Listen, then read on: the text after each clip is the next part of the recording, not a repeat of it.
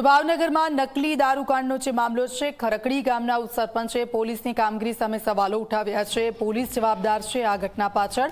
ઉપસરપંચ Vartej police સ્ટેશનના કર્મચારીઓ સામે પણ સવાલો ઊભા થઈ રહ્યા છે। કાયદાનો અમલ ન થવાના કારણે સર્જાય છે આ હોનારત। ઝી24 કલાક સાથે ખરકડી ગામના ઉપસરપંચે વાતચીત કરી છે। ખરકડીમાં ઉપસરપંચ હરદેવસિંહ આખી ઘટના વર્ણવી છે। 5-6 યુવકની પાર્ટી હતી। દારૂ પીધા બાદ આ ઘટના બની છે। ખરકડી ગામના ઉપસરપંચ આપણી સાથે જોડાયા છે, તેમની સાથે વાત કરીશું કે શું ઘટના થઈ હતી।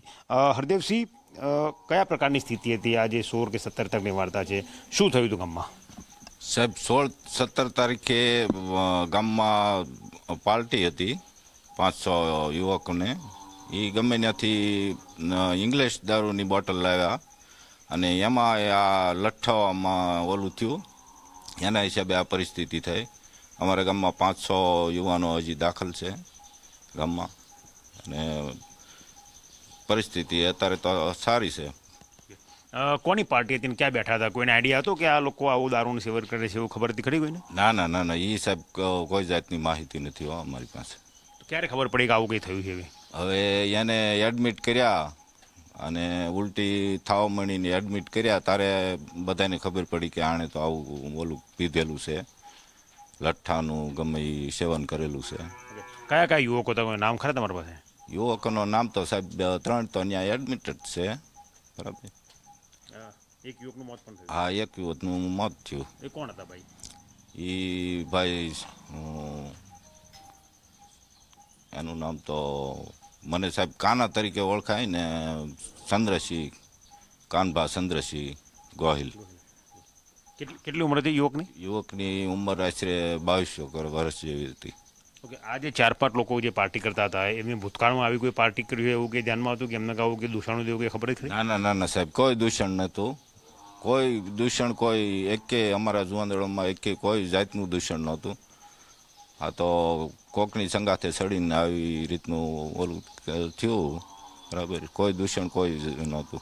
આજે બીજા 3 કે 4 યુવકો જે અત્યારે હાલ બીમાર છે, એમને હોસ્પિટલમાં દાખલ કર્યા છે, એ લોકોની સંગત આવી હતી કે એ લોકો પહેલાં કોઈ જગ્યાએ દારૂ પીધો હોય કે વ્યસન કર્યું એવું કંઈ ઘટના ખરી? હા સાહેબ, એ તો અવારનવાર જે બંધાણી હોય એ અવારનવાર પીતા જ હોય। એ 2-3 જણા એવા છે, એને તો એડમિટ છે ને અમુકને રજા આપી દીધેલી છે, બરાબર। એને નાની કોઈ નિસ્બત નહોતી, આ નોખવું હતું ને આ તો માલ કટિંગ થયો એટલે ગમે ત્યાં જાય। દાખલા તરીકે હું લઉં, તમે લો, ગમે એ લેવાના છે। એ બાબતથી બીજા યુવકને ઓલું થયું, બાકી આ પાર્ટીમાં બીજા કોઈ નહોતા। આ જે યુવકનું જે અવસાન થયું છે, એના પરિવારની સ્થિતિ કેવી છે? કોણ કોણ છે પરિવારમાં? પરિવારમાં સાહેબ એક એને બા છે, બીજું કોઈ નથી। 3 બહેનું છે, 3 બહેનોને વળાવી દીધેલા છે। એક એને બા સિવાય બીજું કોઈ નથી ઘરમાં। એના પિતાએ એક્સપાયર થઈ ગયેલા છે, એનું મૃત્યુ થયેલું છે। બાકીના જે લોકો દાખલ છે એમની સ્થિતિ કેવી છે? એની સ્થિતિ બહુ સારી છે અત્યારે। અને જે એક તમારા ગામનો યુવક જે પોલીસમાં ભરતી થયો તો એને આ પાર્ટીનું આયોજન કર્યું હતું, એની સ્થિતિમાં શું છે? હા, એની સ્થિતિ બહુ સારી છે અત્યારે। શું તમે ગામના ઉપસરપંચ છો તો શું હોવું જોઈએ? તમે શું માનો છો આવી જે ઘટનાઓ ના થાય એના માટે શું કરવું જોઈએ? હું તો સરકારને એક જ વિનંતી કરું છું કે આમાં કડક ને કડક કાયદા બનાવવા જોઈએ અને કડક અમલ થવો જોઈએ। કાયદાનો અમલ જ નથી થતો સાહેબ।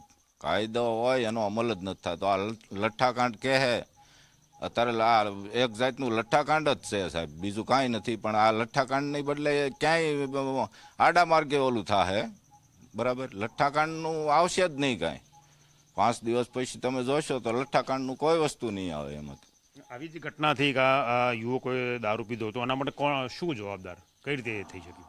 સાહેબ, સરકાર જ જવાબદાર હોય ને। સરકાર ને પોલીસ જવાબદાર, બીજું કોણ જવાબદાર હોય? પોલીસ જવાબદાર, પહેલા પોલીસ જવાબદાર, પછી સરકાર જવાબદાર હોય ને, બરાબર। કેમ સરકાર પોલીસને કાયદો વ્યવસ્થા પોલીસની હાથમાં હોય ને, કાયદો વ્યવસ્થા જે જાળવવી એ પોલીસને હોય ને। આભાર। તો આ હતા હરદેવસિંહ, ખરકડી ગામના ઉપસરપંચ છે, જેમનું સ્પષ્ટ કહેવું છે કે કાયદો અને વ્યવસ્થાની પરિસ્થિતિ જાળવવાની જવાબદારી પહેલાં પોલીસ તંત્રની, ત્યારબાદ સરકારની છે। એટલે આ જે ઘટના થઈ છે તેને સીધી રીતે તેઓ સરકારને જવાબદાર ઠેરવી રહ્યા છે। તેઓનું સ્પષ્ટ કહેવું છે કે જે એક યુવકનું અવસાન આ ઝેરી દારૂ પીવાના કારણે થયું છે. તે કોઈની સંગતમાં આવ્યા પછી દારૂ પીવા માટે બેઠો હતો અને તેનું આ ઘટનામાં મોત થયું. સૌથી મોટી વાત એ છે કે તેના પરિવારનો કમાતો એકમાત્ર દીકરો હતો. તેમના પરિવારમાં તેમની માતા છે, તેમની 3 બહેનો છે કે જેમના લગ્ન થઈ ચૂક્યા છે. તેમના પિતાનું પણ અવસાન થઈ ચૂક્યું છે. એટલે હાલ સ્થિતિ એ છે કે યુવકનું મોત થતાં તેમના માતા એકલા અત્યારે ઘરે છે.